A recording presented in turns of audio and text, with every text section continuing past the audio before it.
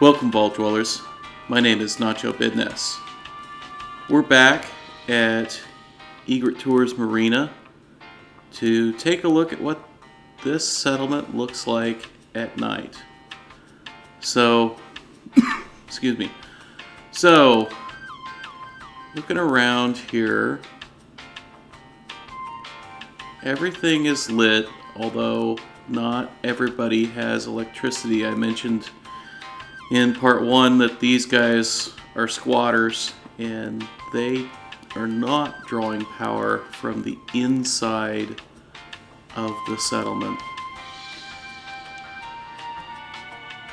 So we've got our main street here that is nicely lit up, I think.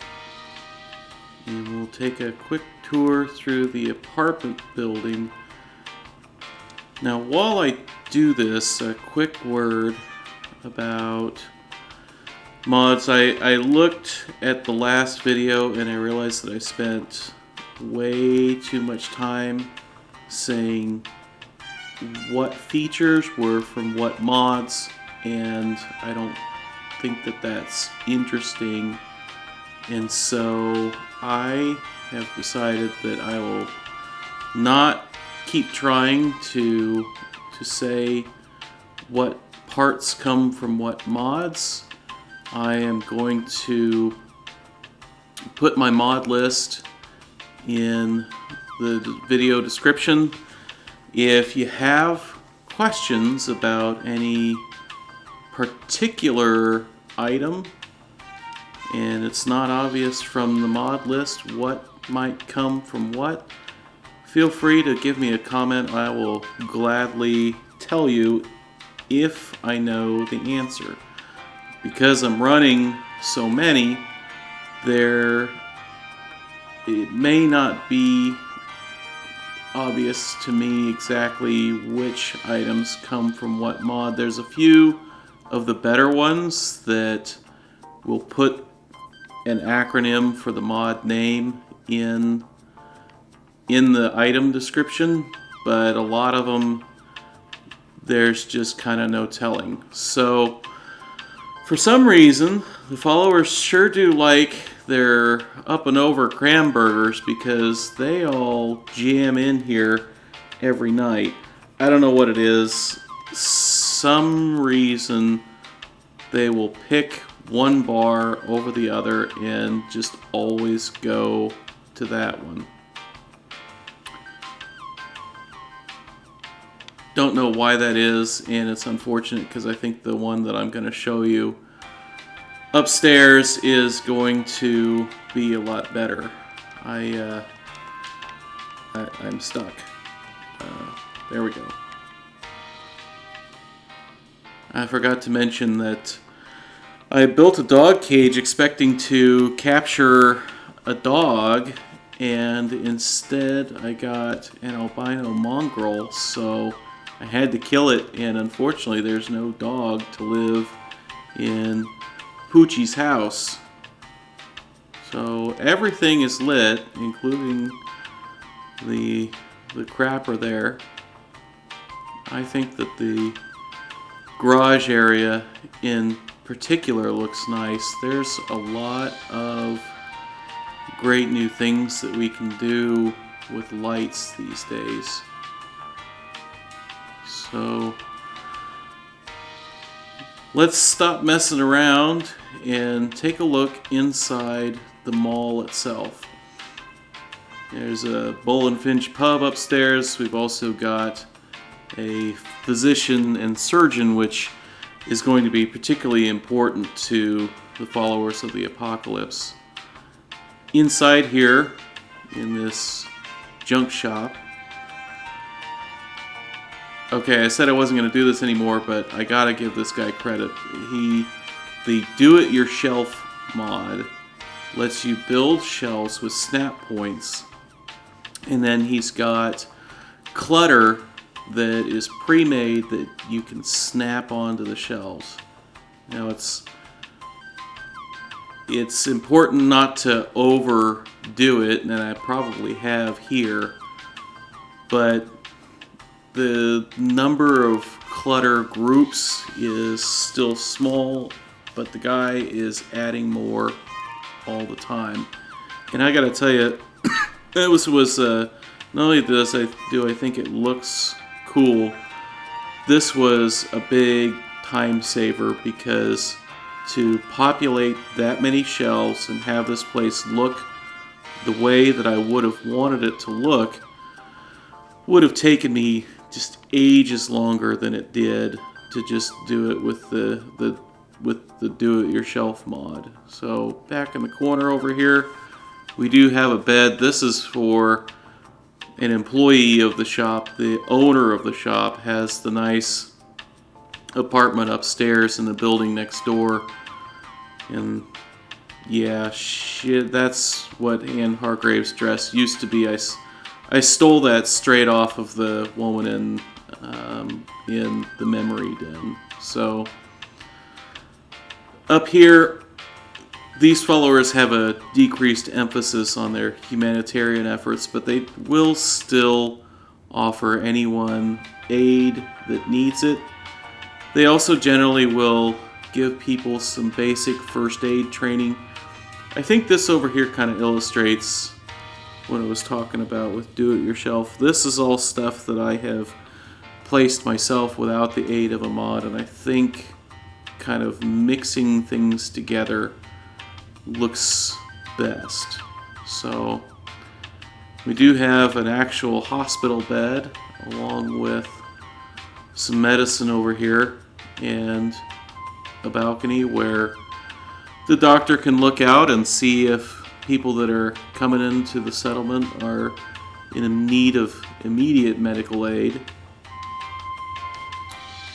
So let's go up one more floor, where if we take a left, we've got some turrets that basically just end up killing a lot of radstags that decide to spawn on that side of the building. And actually, let's go take a look at this building all together just real quick. I wanted this to feel like something that was added onto over time, and they've shored it up as best they can, but it still looks like it's just kind of teetering on the brink of disaster. And I think that doing it the way I did, of kind of layering things in as DLC and mods became available, kind of adds to that aesthetic. You can see, and these were actually a little bit short, like I've added supports when and where I could, like there was a patch with those that came out, and they were just a little short, but I did the best I could with them. And then those concrete blocks. And then once Wasteland Workshop came out, we got the concrete pillars.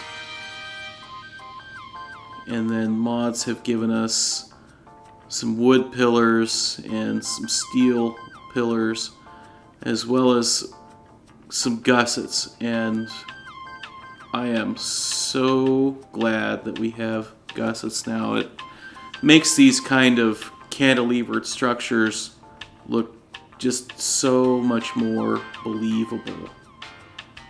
So with that little digression, let's go up here and take a look at the mall itself. Now this,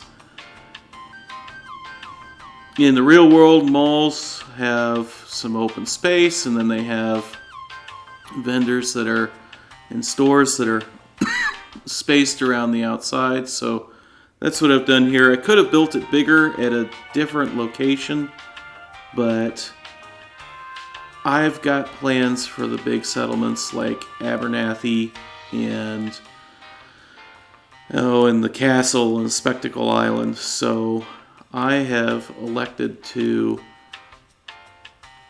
stay with this. Now this used to be Anne Hargrave's clothing shop. It's not anymore because she was mysteriously murdered.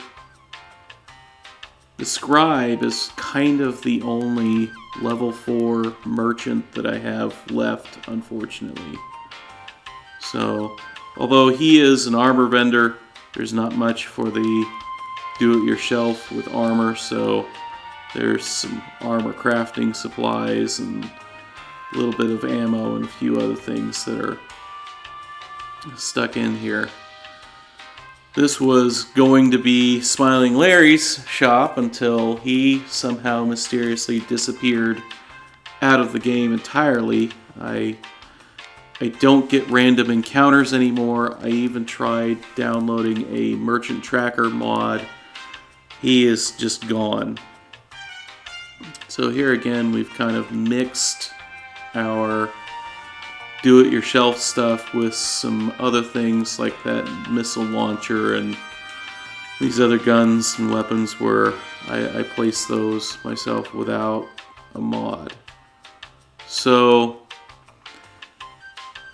I mentioned that the followers of the apocalypse were changed by their trip across country, and although some of those changes have not been positive with their increased emphasis on commercialism, I think that some of the changes have actually been for the good, because these guys know how to go have a good time. We've got a great big open air bar up here, which unfortunately for some reason the AI on the settlers never wants to hang out at, but I think this is great.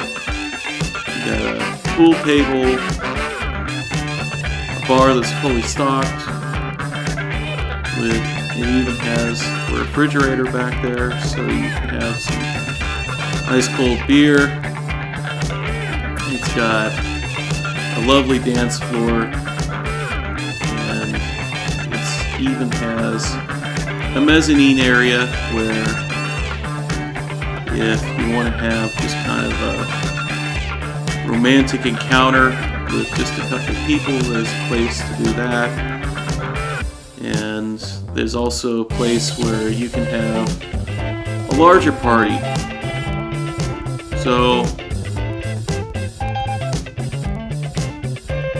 one other thing that the followers have kind of added in my world is that in their cross-country journey, they have discovered disco.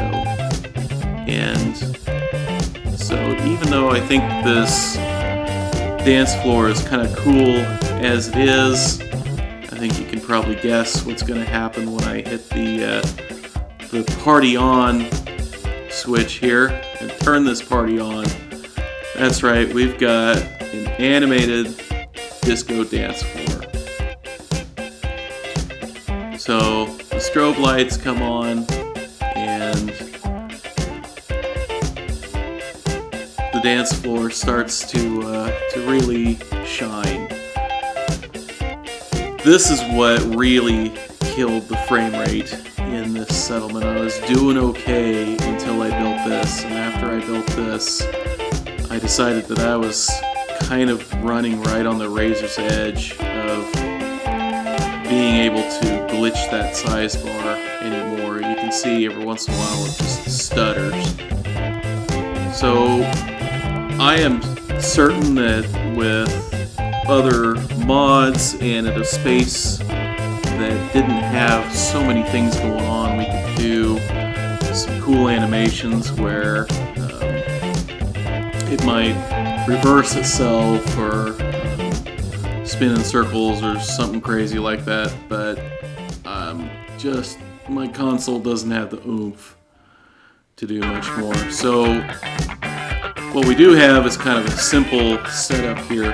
Now those light boxes still cost 1 power each to run, so that's a 12 by 12 grid. It takes 144 power to run this thing. So I've got these little mini fusion generators, which are in my mind borderline cheating, but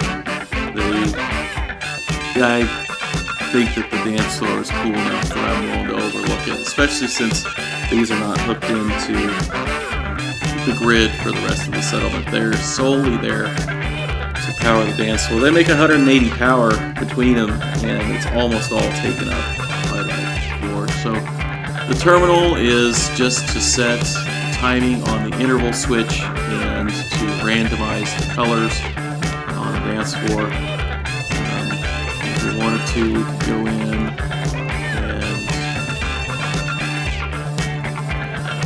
and we could set everything to a nice, wow, look at that thing hang.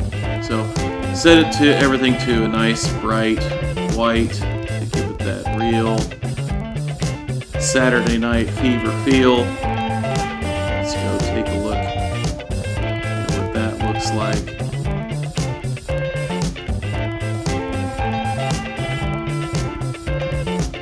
Yeah. And you can see there's a couple boxes there that are flickering on and off. It's just one more clue to me that it was time to stop glitching the size bar and call this one done.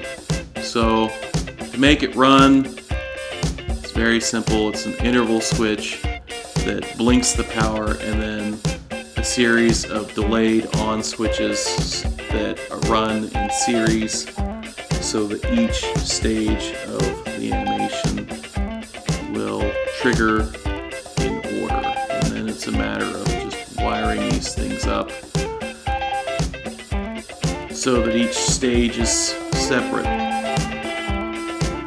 So, I know this one was a little thin on story, but after my Coastal Cottage video, I just needed to do something that was light and fun and just kind of goofy. So that's what I've done here. We've got disco dancing in the Commonwealth with the followers of the apocalypse. If you liked what you saw, hit the like button. And if you want to see more, be sure to subscribe. If you didn't like what you saw, do me a favor and tell me why so I can try and do better next time. This is Nacho Bidness saying it's a great big wasteland out there. Let's go have fun in it. And want to dance?